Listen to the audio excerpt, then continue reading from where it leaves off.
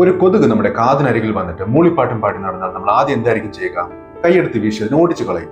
ഇതേ കൊതുകുകൾ തന്നെയാണ് നമ്മുടെ മസ്തിഷ്കം, നമ്മുടെ ബ്രെയിൻ വീർത്ത് വലുതാകുന്നതിന് കാരണക്കാരനായ ഒരു വൈറസിനെ നമ്മുടെ ശരീരത്തിലേക്ക് ഇൻജെക്ട് ചെയ്യുന്നതും. ഇതൊരു ഹൊറർ സ്റ്റോറിയിലെ ഒരു സീനൊന്നുമല്ല, ഇത് റിയാലിറ്റിയാണ്. ഇനി ഇതൊന്ന് കേട്ടു നോക്കൂ. ലോകത്ത് പുതുതായി റിപ്പോർട്ട് ചെയ്യുന്ന രോഗങ്ങളിൽ 5-ൽ 3 രോഗങ്ങളും സൂണോട്ടിക് ഡിസീസ് ആണ്. പേര് കേട്ട് പേടിക്കേണ്ട. സൂണോട്ടിക് ഡിസീസ് എന്ന് പറയുന്നത് മൃഗങ്ങളിൽ നിന്ന് മനുഷ്യരിലേക്ക് പകരുന്ന പകർച്ചവ്യാധികളാണ്.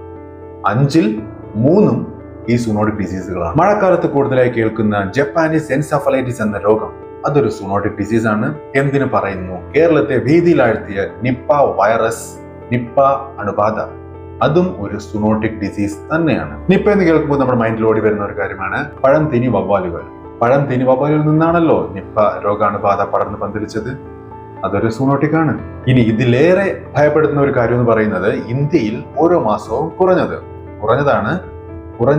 7 സൂണോട്ടിക് ഡിസീസുകളാണ് റിപ്പോർട്ട് ചെയ്യുന്നത് ഓരോ മാസവും ഇന്ത്യയിൽ.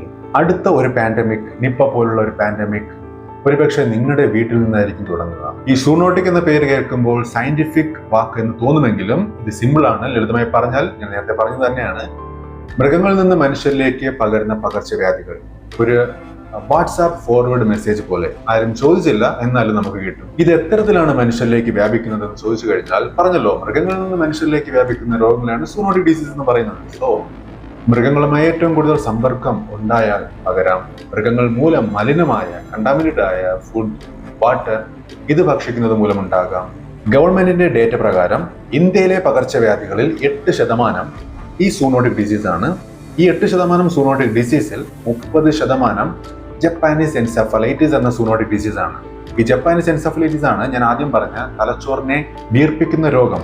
ഇന്ത്യയിൽ ഏറ്റവും കൂടുതലായി ഈ രോഗങ്ങൾ റിപ്പോർട്ട് ചെയ്യുന്നത് നോർത്ത് ഈസ്റ്റേൺ സംസ്ഥാനങ്ങളിലാണ്, വടക്ക് കിഴക്കൻ സംസ്ഥാനങ്ങളിലാണ്. എന്തുകൊണ്ട് ഇന്ത്യയിൽ ഏറ്റവും കൂടുതലായി കാണപ്പെടുന്നതെന്ന് ചോദിച്ചാൽ ആദ്യത്തെ കാരണം എന്ന് പറയുന്നത് ഹൈ പോപ്പുലേഷൻ. നമുക്ക് എല്ലാവർക്കും അറിയാം, ഇന്ത്യയാണ് ലോകത്തിലെ മോസ്റ്റ് പോപ്പുലസ് കൺട്രി എന്ന്. രണ്ടാമത്തെ റീസൺ പശു വളർത്തൽ. വെറും പശു വളർത്തലല്ല, ഇന്റൻസീവ്, തീവ്രമായ പശു വളർത്തൽ. നമുക്ക് എല്ലാവർക്കും അറിയാം, നമ്മുടെ രാജ്യം ഇന്ത്യ മിൽക്ക് പ്രൊഡക്ഷനിലും പാൽ ഉൽപാദനത്തിലും അതുപോലെ ഇറച്ചി ഉൽപാദനത്തിലും വൺ ഓഫ് ദ ഹയസ്റ്റ് ആണ്.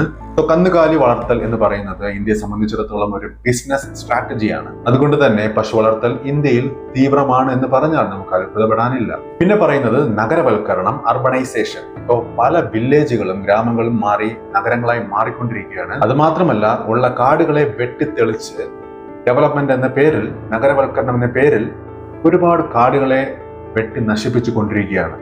സോ നോർമലി എന്ത് സംഭവിക്കും? കാട്ടിൽ വസിക്കുന്ന വന്യജീവികൾ, മൃഗങ്ങൾ മനുഷ്യരുമായി ഏറ്റവും അടുത്ത സമ്പർക്കത്തിൽ വരാനുള്ള സാധ്യത അവിടെ വളരെ കൂടുതലായി വരും.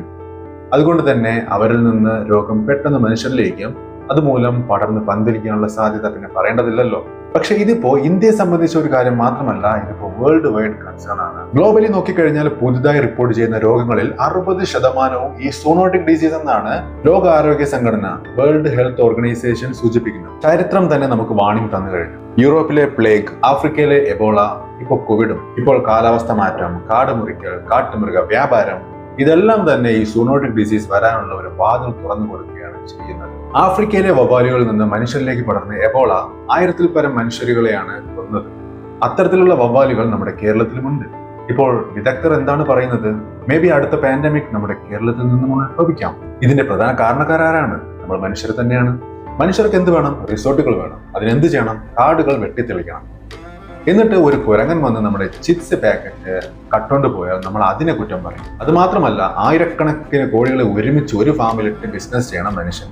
എന്നിട്ട് പക്ഷിപ്പനി വന്നാലോ ആശ്ചര്യപ്പെട്ടിരിക്കും. ഈ വൈറസുകളെ സംബന്ധിച്ച് ഒരു കാര്യം പറയാനുണ്ട്. വൈറസുകൾ എന്ന് പറയുന്നത് പെട്ടെന്ന് അതിന് മാറ്റം സംഭവിക്കുന്ന ഒരു രോഗാണുവാണ്. അപ്പോൾ ഈ നഗരത്തിലെ ഈ ഇത്തരത്തിലുള്ള ക്രൗഡും അഴുക്കും എന്ന് പറയുന്നത് നമ്മൾ ഈ വൈറസിനെ കളിച്ച് മറിയാനുള്ള ഒരു പ്ലേ ഗ്രൗണ്ട് തയ്യാറാക്കി കൊടുക്കുന്നതിന് തുല്യമാണ്. ഇതിന് സൊല്യൂഷൻ ഉണ്ടോ എന്ന് ചോദിച്ചാൽ ഉണ്ട്.